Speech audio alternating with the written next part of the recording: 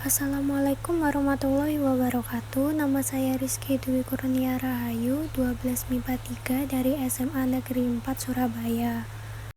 Di video ini saya akan menjelaskan tentang Orde Baru. Yang pertama ada pengertian Orde Baru. Orde Baru adalah sebutan bagi masa pemerintahan Presiden Soeharto di Indonesia. Orde Baru menggantikan Orde Lama yang merujuk kepada era pemerintahan Soekarno. Lahirnya Orde Baru diawali dengan dikeluarkannya Surat Perintah 11 Maret 1966. Orde Baru berlangsung dari tahun 1966 hingga 1998. Dalam jangka waktu tersebut, ekonomi Indonesia berkembang pesat, meskipun hal ini terjadi bersamaan dengan praktik korupsi yang merajalela. Dinamika politik Indonesia masa Orde Baru. Menjelang lahirnya pemerintah Orde Baru, situasi negara kacau dan situasi politik diwarnai aksi demonstrasi yang berakhir kerusuhan. Orde Baru lahir untuk memperbaiki situasi negara yang mengalami permasalahan. Awal berdirinya pemerintahan Orde Baru. Lahirnya masa pemerintahan Presiden Soeharto dimulai ketika Presiden Soekarno menyerahkan mandatnya kepada Jenderal Soeharto kala itu melalui Surat Perintah 11 Maret atau Super Semar. Pada waktu itu, para Jenderal TNI diculik, dan kemudian dibunuh oleh para pemberontak.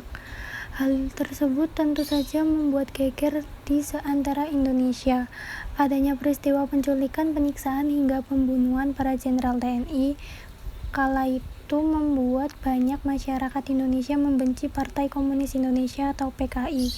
Gelombang kebencian kepada PKI pun membuat masyarakat turut serta membantu TNI untuk menangkap dan membantai anggota PKI di daerah-daerah. Presiden Soekarno pun menjadi lemah dan masyarakat menjadi hilang kepercayaan terhadap Presiden Soekarno.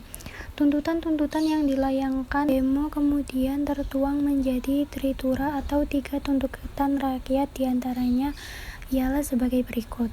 Yang pertama, pembubaran PKI dan antek-anteknya. Yang kedua, pembersihan kabinet Dwikara dari unsur-unsur PKI. Yang ketiga, penurunan harga sembako. Hal tersebut membuat Presiden Soekarno melakukan reshuffle kabinet, tetapi masyarakat tetap merasa tidak puas.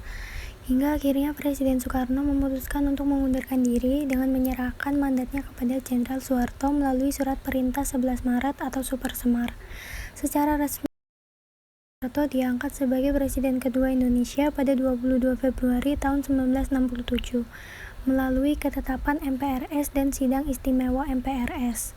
Upaya menciptakan stabilitas publik. Pertama, politik pendekatan keamanan dan politik sipil. Implementasi politik pendekatan keamanan ditujukan dengan menjaring pihak-pihak yang loyal terhadap Soeharto sekaligus melakukan depolitisasi terhadap pihak-pihak yang mengganggu legitimasi pemerintah. Yang kedua, pelaksanaan pemilihan umum. Pemilu pada masa Orde Baru dilaksanakan selama 6 kali, yaitu tahun 1971, 1977, 1982, 1987, 1962, dan 1997. Pemilu pada masa pemerintah Orde Baru selalu dimenangkan oleh Golkar. Hal ini yang membuat Soeharto berturut-turut menjabat sebagai presiden 32 tahun. Yang ketiga, fusi partai. Fusi partai adalah kebijakan politik pemerintah Orde Baru menjelang pemilu 1977. Implementasi fusi partai ditunjukkan dengan membentuk partai baru, yaitu Partai Persatuan Pembangunan atau PPP dan Partai Demokrasi Indonesia atau PDI. Yang keempat, dwifungsi ABRI. Dwifungsi ABRI dapat diartikan peran ganda ABRI dalam kedudukannya di pemerintahan. Menurut Soeharto, ABRI berhak ikut menentukan haluan negara dalam pemerintahan yang mengakibatkan menjelma menjadi kekuatan yang memiliki peran dalam pemerintahan seperti partai politik. Yang kelima, penyeragaman ideologis. Upaya penyeragaman ideologis dilakukan dengan kegiatan penataan Pedoman Penghayatan Pengalaman Pancasila atau P4 yang dikoordinasi oleh Badan Pembinaan Pendidikan Pelaksanaan P4 BP7. Penataran P4 bertujuan membentuk pemahaman yang sama mengenai demokrasi Pancasila menurut pandangan pemerintah Orde Baru. Yang keenam, pemberlakuan NKK atau BKK. Kebijakan NKK atau BKK menuai pro dan kontra bagi sebagian pihak, khususnya pendukung gerakan. Kebijakan tersebut menyebabkan pasifnya partisipasi mahasiswa dalam kehidupan politik. Bagi pihak lain, kebijakan ini dapat memfokuskan kehidupan mahasiswa dalam penggalian ilmu pengetahuan. Integrasi Timur Timur. Proses pengintegrasian Timur Timur ke Indonesia dilakukan melalui operasi keamanan dengan nama Operasi Seroja, dan pemerintah Indonesia mengeluarkan UU Nomor 7 Tahun 1976 tentang pengesahan Timur Timur yang berintegrasi ke NKRI.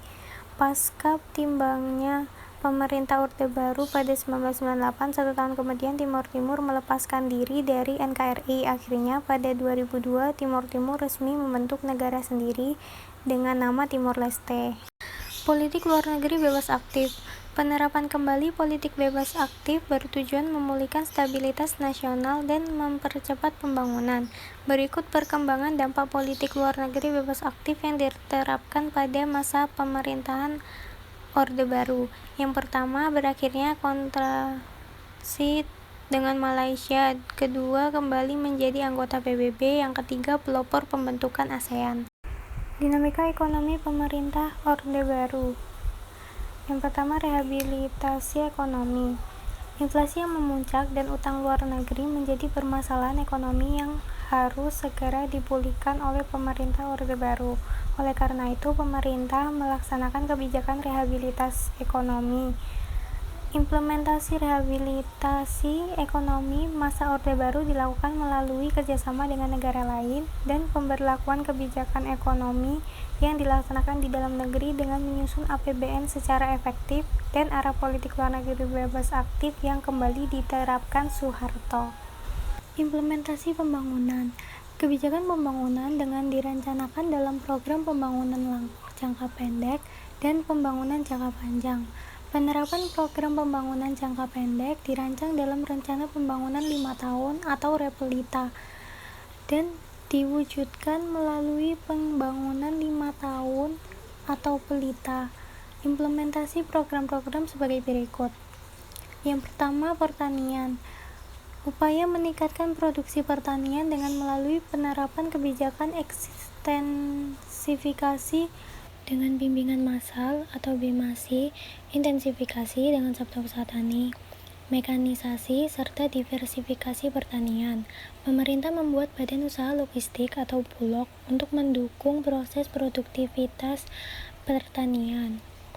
Yang kedua, pendidikan. Dalam membangun pendidikan informasi, pemerintah Orde Baru melakukan perubahan kurikulum sebanyak 4 kali, yaitu kurikulum 1968, 1975, 1984, dan 1994 yang disesuaikan dengan kondisi politik dan pengembangan dunia pada masa itu. Yang ketiga, sosial. Bentuk kebijakannya yaitu pemerataan penduduk dan peningkatan taraf hidup melalui program transmigrasi. Yang keempat, kesehatan. Pembangunan pemerintahan Orde Baru diimplementasikan dengan program keluarga berencana atau KB dan kesehatan masyarakat. Dampak dinamika kebijakan politik dan ekonomi. Yang pertama, bidang politik.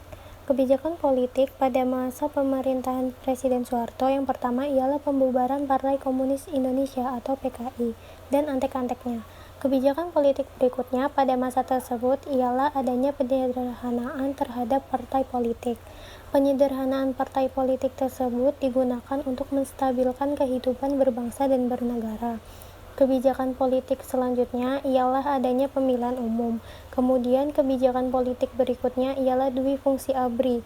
Jadi selain memegang senjata, ABRI juga boleh ikut serta dalam kegiatan politik. Kemudian kebijakan politik berikutnya adanya pedoman penghayatan dan pengalaman Pancasila atau P4. Kebijakan ini bertujuan untuk membentuk pemahaman yang sama mengenai demokrasi Pancasila. Yang kedua, bidang ekonomi. Kebijakan ekonomi yang pertama adalah terkait rencana pembangunan 5 tahun atau REPLITA. Kebijakan ekonomi tersebut dimulai pada 1 April 1969. Suksesnya REPLITA 1 membuat lahirnya REPLITA 2, REPLITA 3, REPLITA 4, dan REPLITA 5. Kesuksesan Repelita tersebut membuat Indonesia menjadi negara yang makmur pada masa itu. Kebijakan ekonomi berikutnya adalah swasembada beras, bertujuan untuk melakukan pengembangan terhadap sektor pertanian. Kebijakan ekonomi selanjutnya ialah adanya pemerataan terhadap kesejahteraan penduduk. Kebijakan tersebut menyasar kepada program-program penyediaan kebutuhan pangan, gizi, pelayanan kesehatan, keluarga berencana, pendidikan dasar, penyediaan air bersih, hingga terkait pembangunan rumah yang sederhana. Lalu ada kelebihan masa Orde Baru. Yang pertama, pada tahun 1966 terjadi sebuah peningkatan terkait gross domestic product per kapita Indonesia mulai dari $70 Amerika hingga mencapai $100 Amerika. Yang kedua, adanya peningkatan terhadap masyarakat Indonesia yang bisa membaca. Yang ketiga, adanya penurunan angka pengangguran di Indonesia. Yang keempat, suksesnya program keluarga berencana atau KB yang sebelumnya belum pernah diadakan di Indonesia. Yang kelima, tercukupinya kebutuhan akan pangan, sandang, dan papan bagi seluruh lapisan masyarakat Indonesia. Yang keenam, adanya peningkatan terhadap stabilitas maupun keamanan negara Indonesia. Yang ketujuh, suksesnya rencana pembangunan 5 tahun atau Repelita. Yang kedelapan, adanya kerjasama ekonomi dalam urusan pendanaan. Lalu ada kekurangan masa Orde Baru. Yang pertama, adanya kesenjangan sosial yang terjadi di masyarakat. Yang kedua, adanya pengekangan terhadap kebebasan pers dan berpendapat. Yang ketiga, terdapat begitu banyak pelanggaran terhadap hak asasi manusia atau HAM yang berangkat dari persepsi bahwa kekerasan adalah solusi dari setiap permasalahan. Yang keempat, adanya kekuasaan yang terus berkelanjutan. Yang kelima, pembangunan tidak merata. Yang keenam, pembangunan hanya terjadi di pusat saja. Itu dia sedikit materi tentang Orde Baru yang bisa saya sampaikan. Kurang lebihnya mohon maaf. Terima kasih. Wassalamualaikum warahmatullahi wabarakatuh.